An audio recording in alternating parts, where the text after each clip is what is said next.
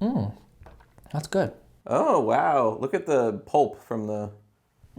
Because I used like organic lemon juice from Whole Foods. So Oh, it makes it look pulpy. fancy, fancy.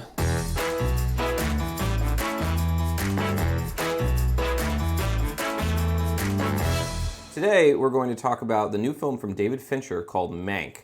Mank just released on Netflix today. It is now streaming, and it's about Herman J. Mankiewicz, who was the screenwriter of, or the co-screenwriter of Citizen Kane, and it's kind of shows his interactions with people in Hollywood and also how his life is going while he's writing Citizen Kane.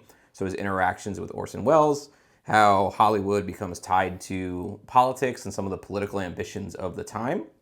So as we mentioned, it's directed by David Fincher, who's one of the best or one of the most revered American directors working today, who's directed such films such as Fight Club, The Social Network, and most recently Gone Girl. And it's been quite a while since he's made a film. So, Matt, what did you think of Mank? Well, I think no better way to start is Gary Oldman and his performance in this movie. I mean, this whole movie revolved around him and his character as Herman Mankiewicz. Yeah. I feel like this was his movie, and he did it flawlessly. So I think one of the great things about this movie, too, was the score. I loved the frantic, jazzy music that was playing as people were walking through the offices.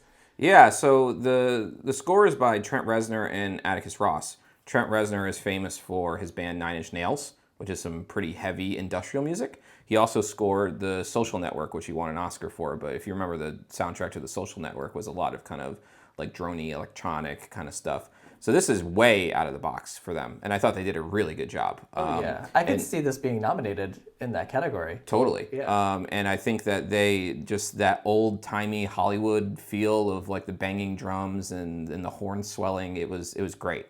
I think this is a really interesting movie for us to review because one of the things you talk about with film criticism is like where you're being objective and where you're being subjective and what the lines are that kind of blur that, right? So when I think about this film and I think about the objective parts of it, I think it's really well shot. It looks terrific. It's pretty well directed. I think that the script is dense. I think it's a very literate and intelligent and very sharp-tongued script.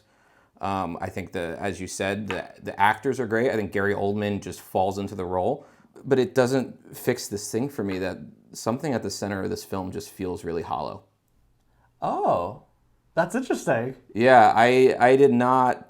I can watch this film and say, this is good, and this is good, and this is good, and there's just such a disconnect for me with what's going on the screen. Okay, this makes me really happy because I feel the same way. Oh, good. Okay, because Yeah. I was watching it and I was like, the writing's great. I mean, it's clearly well researched. The actors are just, as we said, falling into their roles. They're having a great time too, and they're delivering this really difficult dialogue so well. Yeah. And I can't even imagine trying to memorize this dialogue. But scene to scene, and I think it's a remarkably unfocused movie. I think that the script is, in its dialogue, is tremendous. I think in its structure is a little tenuous, like a little unfocused, as I said. Yeah, I mean, I don't want to get too quickly into the criticisms here because there's a lot to talk about that's good about this movie. But I think in particular, when you're talking about there's some themes around politics, and I think not really work politics in the movies themselves. It was more kind of like the politics. I was a lot more interested in that than I was the Hollywood Oh, stuff, interesting. actually. I thought those kind of scenes kind of dragged a little bit. There's a great cameo by someone I did not expect, Yes. which is something to look forward to. Yes, who plays Upton Sinclair. Yeah. Yes. And I was really excited when that happened. But I kind of thought that the movie dragged at that particular moment, and I didn't feel its relevance to the rest of the film. I agree that it wasn't relevant, but maybe this is where the subjectivism comes in, that I was a lot more interested in the political stuff than the Hollywood stuff. Because I felt like the Hollywood angle of it was a lot more predicated on how much you feel nostalgic towards old Hollywood. Like you're kind of tripping over all of these references to old Hollywood directors and old Hollywood producers, and there's a lot of, they name drop all these writers like Elizabeth Barrett Browning and F. Scott Fitzgerald, and Upton Sinclair starts coming in. So I felt like it, as well researched and literate as it wasn't necessarily the better for it.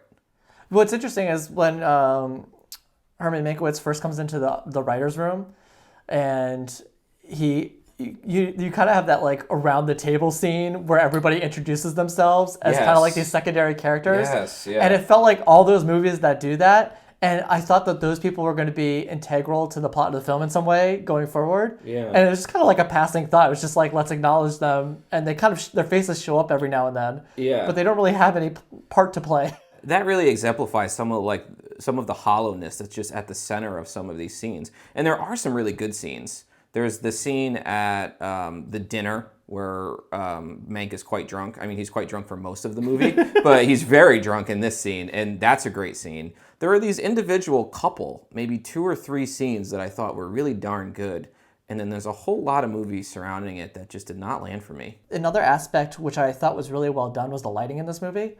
And I know it's a black and white film, so I think you have to pay more attention to light. But the problem with that is that I felt no reason for why things were lit the way they were. So typically in a movie, I'll kind of look at a lighting and see, oh, there's these great shadows cast across somebody's face. Like, what is that trying to convey to me? What is that trying to tell me about what's happening in a scene?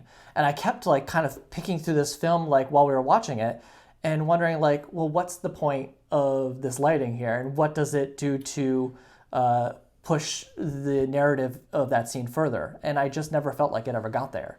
Yeah, and I think that there's sort of some bones here that could have made a more weightier or an experience with a little more gravity.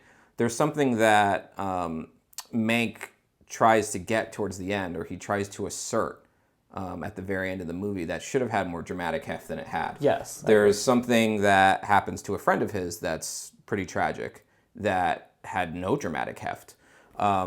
And I know that it's a film that's generally witty and fun to watch and fast-moving, but there were scenes that really should have landed more than they did. So do you have any more thoughts about the movie, or are you ready to go into our grades? I think we're ready. I'm ready to go into the grade. Okay. So I'm feeling like a C+ on this movie. Okay. I was at a B- for a bit, and then I was at a C+ again, and then I was at a B- again, and ultimately I just think that for the caliber of who's involved, and I think looking at, maybe it's an unfair comparison, but looking at Fincher's other filmography, this is definitely in the back half of it for me.